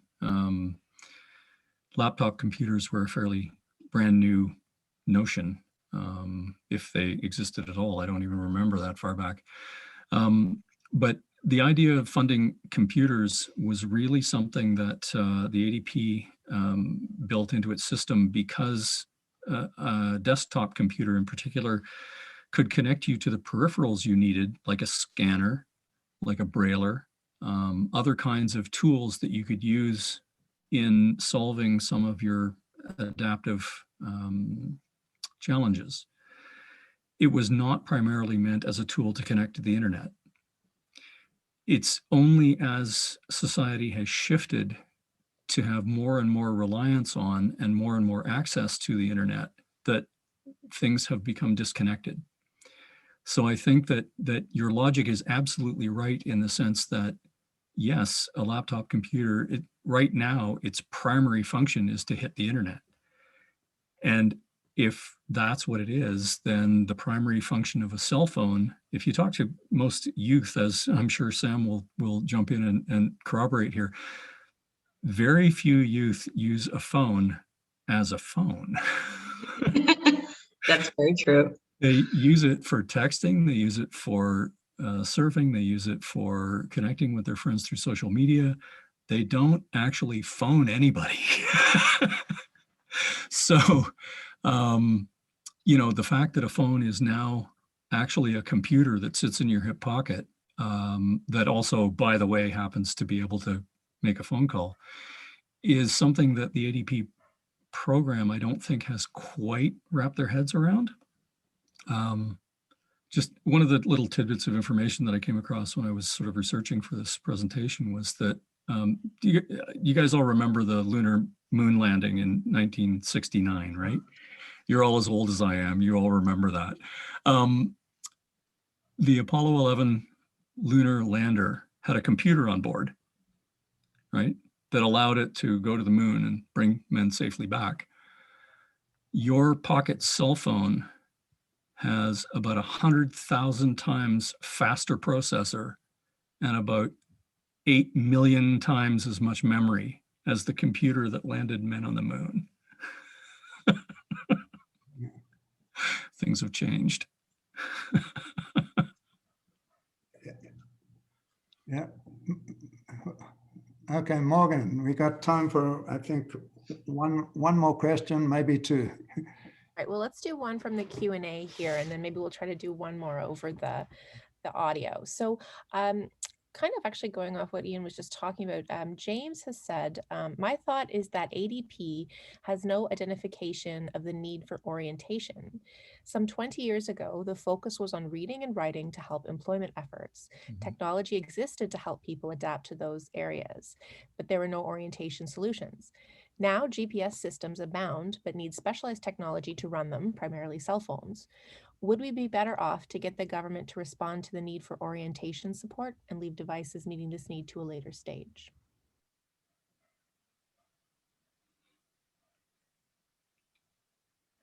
Yes. Can we have both? Yeah. Yeah, I think again, this speaks to the issue of change. You know, 20 years ago, 15 years ago, there were specific GPS devices that were separate from cell phones that you needed to purchase separately that were only for orientation. And now with the development of all kinds of apps, whether it's, you know, Google Maps, whether it's Blind Square, there's a new app that's coming out called Mappin' Hood that has detailed information about your neighborhood and is user adaptable. So there are all kinds of tools that are out there now that didn't exist back in the day, and they certainly didn't exist 20 or 30 years ago when the ADP process was making its decisions. I'm not sure if that answers your question, James, but it certainly speaks to the multifunctional nature of the devices we're using now. Samantha, you look like you were about to say something profound. No, that's just my whole demeanor. I'm always ready to say something profound. No, but I agree. I think there's so much that the one device can do that, yeah, I agree with Ian. Okay. Anybody else want to say a word on this? Well, I think it speaks to the need for reassessment of the program and see, you know, what's relevant in today's terms, right? So in 1989, we weren't talking about GPS. So I think that definitely needs to be brought into the fray. And do you think there may be one last question, Morgan, that could have a real quick answer? Let's go. I don't know what we're going to get here, but let's see. I've got Ben Fulton. I'm going to allow you to talk. Hopefully that works. Ben, are you there? Can you hear us? Hi, yeah, can you hear me? Perfect. Yeah, great. So I'm blind, and I had ADP funding about 5 years ago, coming up to my reassessment date. Unfortunately, something I had kind of happen over the summer was there were these updates to Outlook Express that made it so that JAWS 2018 kind of stopped working with that program. And like Freedom Scientific, they were sort of aware of the problem. Early on in the summer, they gave out a bunch of free licenses for a short period of time, and that got me through like most of the summer. But when that kind of, ran out and I was back on my 2018 license, I brought up the issue with Freedom Scientific. And of course, they wouldn't release a patch for their old software. They want you to buy the new stuff, of course, right? Even though it, was effectively no longer working. And I tried to get some funding through there. There is this like provision, like where if, equipment you have breaks, that they'll cover the cost of a replacement. But they didn't consider the way that my software was no longer working to be like broken, even though it was like broken as far as I was concerned. And so, I've been, I guess my point here, it's more of a point than a question, but, if they're gonna, fund JAWS, they need to fully fund JAWS and, structure the funding so that people's version of JAWS keeps relevant or current, instead of, having to go 5 years between it and having this sort of no man's land of your JAWS not working for a period of time before you can get the new funding. Good point. Anybody want to add anything to that? Well, and I was just going to say that's a great point, Ben, and especially given the rapid pace that technology is progressing these days, right? So, you think 5 years ago, your tech could be totally irrelevant, and yeah, absolutely, one of those things that needs to be addressed on how to best approach that when we meet with the ministry. Great point. Can I dive in with a comment as well? Yes. So two things that Ben brought up that really resonated with me. The first is the idea that the ADP system will only fund a full new license for JAWS every 5 years. They don't do incremental, they don't do the funding the current release, which is an upgrade release cost. My understanding from one of the fellows who's participating on the working group that Minette was talking about, Doug Poirier from Balance, he talked about the cost of a full license being about $1,300. The cost of the update, the annual update that JAWS releases, is something like $150. So if they were to fund 5 of those over the same 5-year period, they would actually save themselves a whole bunch of money in funding, and everybody would have access to the latest version every year. Again, it's one of those little tricky things that that again, I think ADP put in place as with good reason, but I think again it needs to be readdressed, because again we're in an era when software is being updated so often that it's really easy to fall behind, and that disconnect between Outlook Express and JAWS is something that's been known about. Outlook Express has not been supported for a long time. If I was going to offer a piece of advice, I would say go NVDA. It's a free download, and it does most of what JAWS does, and it's constantly upgraded. They send out a patch every quarter or so. Okay. Well, thanks very much, Ian. And I'd like to take this opportunity to thank the panel, Ian, Mike, Samantha, and Minette, for a great discussion, for great presentations, and just for taking the time to prepare and to be here today. I'd also like to thank the behind the scenes folks. None of you saw Mohammed Salim, who's a techie. And in a world of online technology, it sure helps to have somebody behind you making sure that it all works. So thank you, Mohammed. And Morgan, you've been fantastic in putting this all together and getting the questions together and asking the questions, deciding the right questions to ask, and just making us all feel a little bit more confident about the whole proceedings. If we were live, I would ask you all for a round of applause, but just maybe we can have a applause. Thank you, everybody. a few special announcements. If you enjoyed today's discussion, there's more to come. We hope you will join us for other White Cane Week events that are happening this week. Next Wednesday morning, February the 17th at 10:30 a.m., Fighting Blindness Canada will be hosting a viewpoint webinar with Dr. Jacob Rulio, who will be discussing his research into the connection between age-related macular degeneration and vitamin D. My apologies for the phone in the background. I'll just repeat that. Next Wednesday morning, February the 17th at 10:30 a.m., Fighting Blindness Canada will be hosting a viewpoint webinar with Dr. Jacob Rulio, speaking about the connection between AMD and vitamin D. That same day at 2 p.m. Wednesday afternoon, led by the Honourable Christine Elliott, Ontario Minister for Health and Deputy Premier of Ontario. She will be the keynote speaker. The CCB is hosting the 2021 Vision Summit, where experts will come together to speak about the impact of COVID-19 has had on the vision loss community. We've skirted around that issue a little bit this afternoon. We have done research on that impact. So have other organizations internationally, and we will be presenting a lot of that on Wednesday afternoon.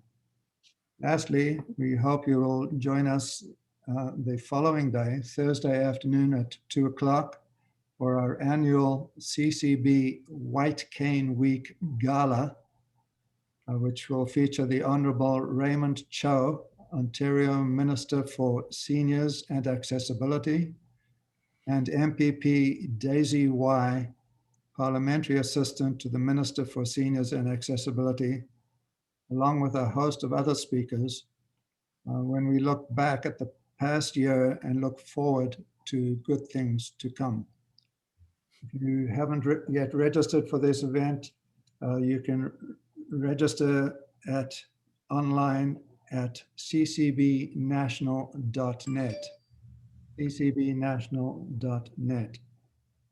So that is the commercial. We would love to see you at any or all of these three events. I think they will be informative, helpful, and I think you will enjoy them. With that, I'd like to pass the dais, whatever you call it these days, on to Ian White to announce next year's return of the Experience Expo. Thank you. Keith. I'd like to just add my thanks to everybody. As Keith mentioned, it's been a great discussion. Thanks to all the panelists and everybody who tuned in to participate in this very important discussion. I just wanted to say that COVID has really impacted our organization. The CCB Toronto Visionaries is primarily built around the idea of getting together socially to share information, create social networks, and share information about all of the aspects of living with vision loss. And one of the ways we have done that in the past is through mounting the Experience Expo, which is a consumer show for people with vision loss. It has vendors coming from every sort of direction, whether it's tech vendors, sports and recreation groups, supports and services, rehab groups, transportation, education, employment, all kinds of vendors are there with information about their programs or their services or their products. And hopefully once the COVID restrictions are past us and everybody has taken their immunization shots, we will be able to mount that expo again in February next year. 2022, the date we're looking at is Saturday, February the 12th. The expo usually runs all day from about 10 a.m. till 4, and is usually followed by another panel discussion similar to the one you've listened to today. So we're looking forward to better times ahead. And hopefully you can all join us at the Experience Expo on February the 12th, 2022. Thanks again. Really appreciate your being here. Well, thank you very much, Ian. I don't have anything to add. Just bid you all to keep well, keep safe, wear your mask, wash your hands, and stay safe. Thanks very much, everybody. Bye-bye.